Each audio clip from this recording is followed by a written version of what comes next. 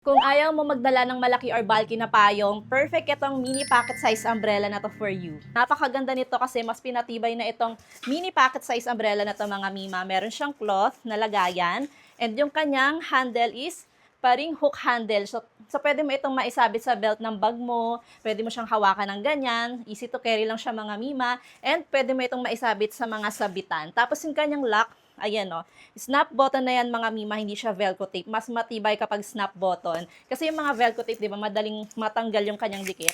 And ayun nga, mas pinatibay na itong ating manual umbrella na to. Dahil naka-double rib siya mga mima, ayan o, mas pinatibay na siya. Mas caring-caring niya na yung malalakas na hangin. And meron pa itong UPF 50 plus sun protection, kaya meron tayong protection sa init ng araw, hindi lang sa ulan. Kung tinatamad ka magdala ng payong, ito yung payong na perfect sa iyo. Merong color pink, purple, black, tsaka blue. Kaya kung gusto nyo nga rin ito, ilalagay ko yung link kung saan ko siya na-order. Kaya go!